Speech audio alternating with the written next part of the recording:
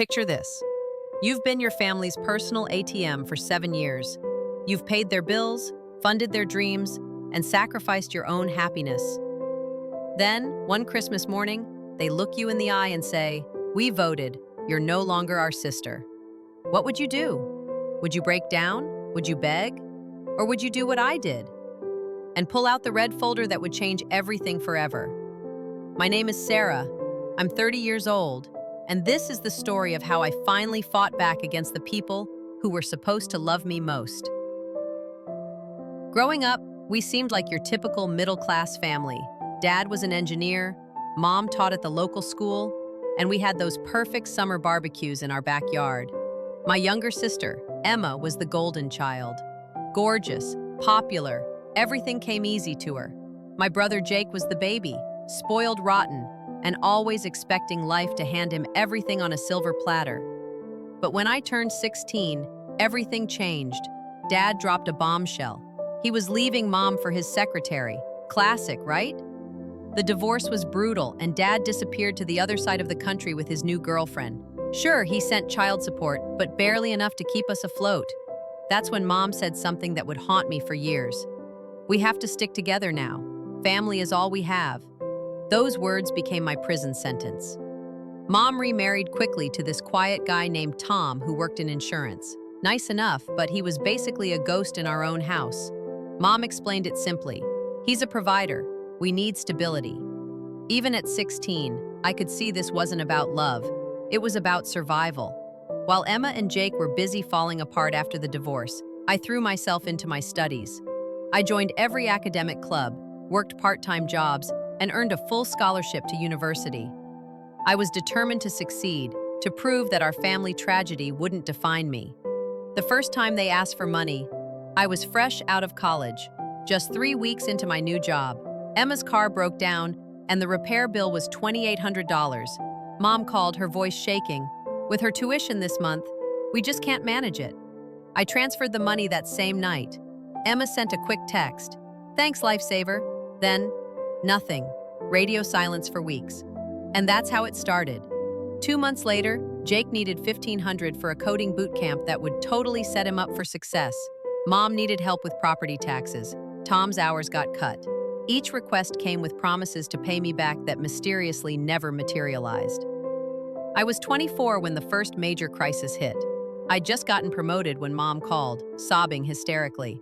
"They're foreclosing on the house. We're 3 months behind on the mortgage." I emptied my entire savings account, $22,000 that I'd been saving for my own place, and sent it to her immediately.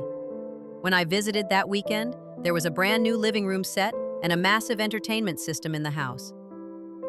"We got incredible deals," Mom explained when she caught me staring. "After almost losing our home, we needed something to lift our spirits." That night, I overheard Emma bragging to her friend about her spring break trip to Cancun.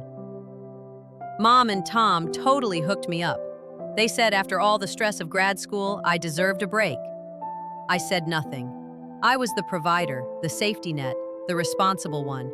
They were the deserving ones, entitled to whatever they wanted, regardless of who was paying for it. By my 25th birthday, I realized I hadn't taken a single vacation in 3 years. Every spare dollar went to someone else's emergency. I was living in a tiny apartment while funding Emma's graduate degree and Jake's latest business idea, some social media app that never made it past the drawing board. The requests kept escalating. When I turned 26 and got another promotion, Mom confessed she'd racked up $15,000 in credit card debt. "The interest is killing me," she whispered. I paid it off immediately, even created a budget spreadsheet to help her manage her finances better. 2 months later, she posted photos of her completely renovated kitchen on social media.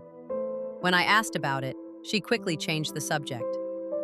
Then came Jake's revolutionary craft beer subscription service. He needed $20,000 for inventory and website development. Despite having no real business plan, just some scribbled ideas on napkins, I gave him the money. I even took an early withdrawal penalty from my retirement account to do it. "It's a loan," I told him firmly, "with interest. Monthly payments start in 6 months." "Absolutely," he promised. "You're the best. I won't let you down this time." 6 months later, when I asked about the first payment, he got defensive. Business takes time to grow. Not everything is about spreadsheets and profit margins. The business quietly folded 8 months later.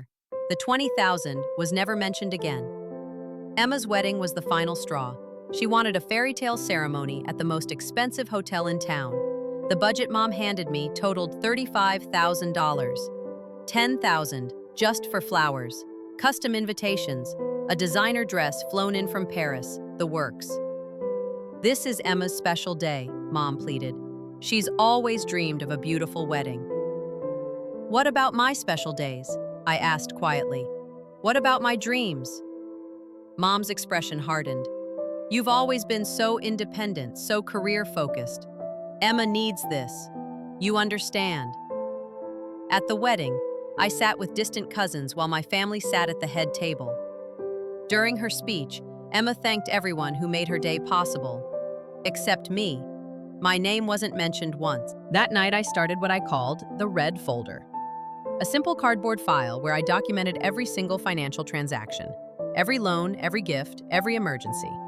The running total made me sick, over $127,000 in just 4 years. By my 29th birthday, I was literally paying their mortgage. Tom had been laid off again, though I suspected he wasn't exactly hustling to find new work. Mom had reduced her teaching hours, citing stress. Jake had moved back home and contributed absolutely nothing. I tried to set boundaries during a family dinner. "I need to start prioritizing my own financial future," I explained carefully. "I'm happy to help in real emergencies, but I can't keep being everyone's primary support system." The reaction was immediate and vicious. "After everything we've done for you," Mom cried, "I raised you alone. I sacrificed everything so you could succeed.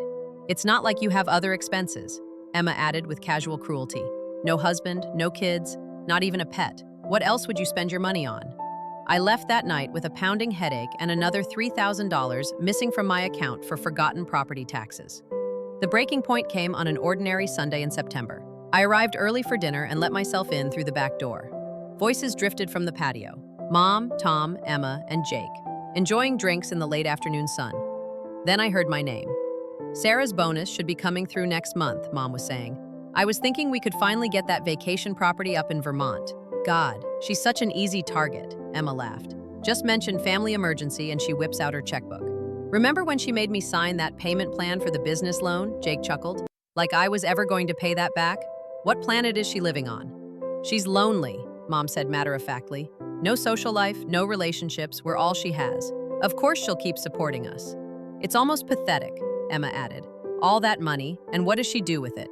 Lives in that depressing apartment, wears the same boring clothes year after year." "To Sarah," Tom raised his glass, "the gift that keeps on giving." Their laughter echoed through the air as I stood frozen in the doorway. I slipped out without announcing myself and sat in my car, hands shaking. That night, I couldn't sleep. By morning, my hurt had crystallized into something else entirely: determination. I spent the next 3 months preparing.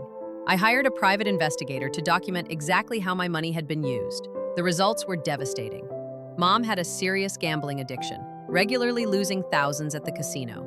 The roof repair money I'd given her, it went straight to the slot machines. Jake had used my business investment to buy a luxury car that he kept hidden at a friend's house. He'd never even registered the business with the state. Emma had purchased a vacation property in Maine the same month she'd told me they were struggling to make their mortgage payments. The down payment matched exactly what I'd loaned them for their supposed financial emergency. Armed with this evidence and guided by my lawyer, I prepared for the confrontation of my life.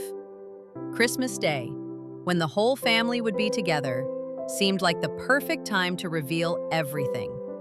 As Christmas approached, their behavior followed the usual pattern. Hints about holiday financial struggles, mentions of needing help with new business ideas, complaints about hosting costs. I responded with sympathy, but no offers of money. Their messages became increasingly desperate, then cold when no funds appeared. Christmas morning dawned bright and cold. I dressed carefully, gathered my final gifts for them, and placed the red folder in my bag. Everything was about to change. I arrived at Mom's house at exactly 10 a.m. The driveway was full, Christmas music drifted from inside, and the house was decorated with expensive ornaments, all paid for with my money, according to the private investigator's report. The atmosphere felt tense beneath the festive surface. Conversations stopped when I entered rooms. Emma and Mom exchanged meaningful looks. Jake was unusually quiet, constantly checking his phone. After breakfast, we gathered for presents. Their gifts to me were clearly afterthoughts. A coffee-stained mug that read "World's Okayest Sister," a $25 gift card, a used scarf from Mom's own closet. My gifts to them were thoughtful and expensive. A leather portfolio for Jake, sapphire earrings for Emma, a luxury resort getaway for Mom and Tom. Their reactions were telling, surprise, but also discomfort. No one commented on the thoughtfulness or obvious expense. "Well," Mom said after an awkward pause, "that was certainly generous, especially considering." She glanced at Emma, who straightened in her seat. "Actually," Emma said, her voice taking on a rehearsed quality, "we have something important to discuss with you." The room went silent. This was it, the moment I'd been preparing for. "We've been talking as a family about our dynamics, about what's healthy and what's not," Emma continued. "We had a vote. We've decided that you're no longer part of this family." The words hung in the air, so shocking in their boldness that for a moment, I couldn't process them. "What Emma means," Mom interjected, "is that we think there needs to be some separation, some healthy boundaries. You've become controlling with your money, always holding it over our heads, making us feel guilty," Jake added. "So we're asking you to leave today and give us space to heal as a family," Emma finished with barely disguised triumph. I looked around at their faces. Emma's satisfaction, Jake's discomfort, Mom's theatrical distress, Tom's alcoholic detachment. In that moment, everything became crystal clear. They hadn't been planning to ask for more money today. They'd been planning to discard me, now that I'd stopped providing it. A strange calm settled over me. Without a word, I reached into my bag and removed the red folder. I placed it deliberately beneath the Christmas tree like a final gift. "What's that?" Emma asked, her confidence wavering. I looked directly at Mom, whose practiced expression of concern froze when she met my eyes. "Open it," I said simply. "I think you'll find it illuminating." The folder sat there, bright against the scattered wrapping paper. No one moved. 7 years of receipts, I explained calmly. Every loan, every gift, every financial emergency, all documented. Jake shifted uncomfortably. Emma's triumphant expression vanished. "This is exactly what I meant about you being controlling," Emma attempted, though her voice had lost its certainty. "Really?" I opened the folder myself and removed the first document, a spreadsheet summarizing everything. $253,842. That's the total amount I've provided to this family over 7 years. Mom made a choking sound. "That's absurd," Jake scoffed, but his face had gone pale. I withdrew bank statements, each transfer highlighted. $20,000 to Jake on March 15th for a business investment, business that was never registered with the state. I set down photos. "But this BMW you bought a week later is registered in your name. Nice car. Where do you keep it?" "Still at your friend's house." Jake's mouth opened and closed, soundlessly. I turned to Emma. $35,000 for your dream wedding. $15,000 for medical emergencies that turned out to be elective cosmetic procedures. I placed photos of her vacation property on the coffee table. "This lovely cabin was purchased last June, exactly 3 days after you told me you might lose your house." Emma's face flushed dark red. "You had us investigated. That's insane." "No, Emma. That's due diligence.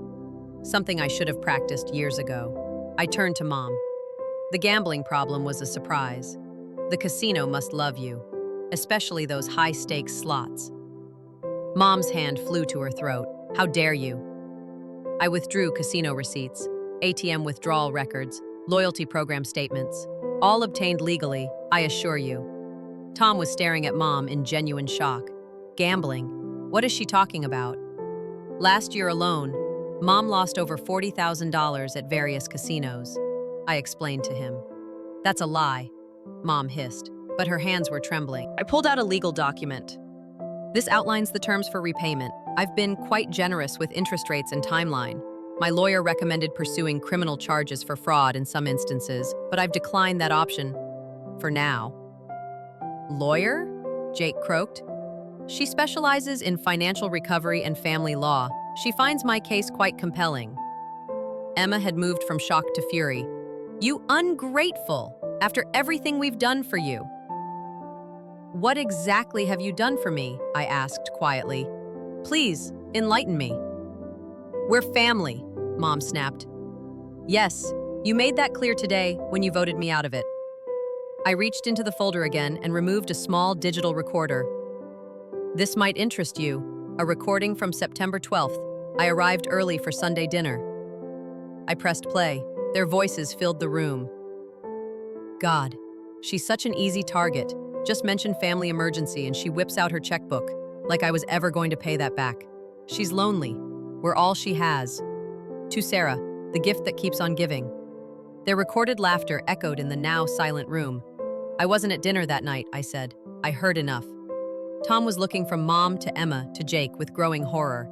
Is this true, all of it? No one answered.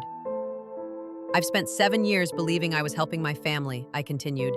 7 years of canceling my plans, delaying my goals, emptying my accounts because you needed me. What I didn't realize was that I wasn't helping, I was enabling. And you weren't family, you were users. I closed the folder gently. You have 2 options. Option 1, you sign repayment agreements, commit to family therapy, and take responsibility for your actions. We establish healthy boundaries and try to rebuild something genuine. I lifted my bag onto my shoulder. Option 2, I file lawsuits against each of you for financial recovery. I provide evidence of fraud where applicable. I pursue this legally to the fullest extent possible. You would sue your own family? Mom gasped. According to Emma, I don't have a family anymore. Emma lunged to her feet. You self-righteous, calculating. You think you're so much better than us. That's where you're wrong, I replied calmly. I know a lot about love, loyalty, and sacrifice. I've spent 7 years demonstrating those qualities. What I finally learned is that they need to be reciprocal to be meaningful. I turned to leave, then paused. You have until New Year's Day to decide. My lawyer will be in touch with the paperwork. As I walked to the door, Jake called after me. Can we just talk about this? I turned back one last time, taking in the scene. The beautiful decorations, the expensive gifts, the faces of the people who had been the center of my world for so long. We're done talking, I said quietly. The red folder has said everything that needs to be said. The door closed behind me with a soft click, final as a period at the end of a very long sentence. 6 months later, I'm sitting in a different place entirely. Some of my family chose accountability. Mom is in gambling addiction recovery. Jake is working steadily for the first time in years. Making his payment plan. Emma chose resentment, but that's her choice to make. I have my own condo now, my own life, my own chosen family of friends who value me for who I am, not what I can provide. The red folder sits in my desk drawer, transformed from evidence of exploitation into a reminder of the day I finally stood up for myself. If you've ever been the family ATM, if you've ever felt used by the people who should love you most, remember this: setting boundaries isn't selfish, it's necessary. Your worth isn't measured by what you give to others, but by how you honor yourself. What would you have done in my situation? Drop a comment below and let me know. And if this story resonated with you, hit that like button and subscribe for more stories about finding your strength and reclaiming your life. Sometimes the greatest gift you can give yourself is the courage to reveal the truth, whatever the consequences. Trust me, it's worth it.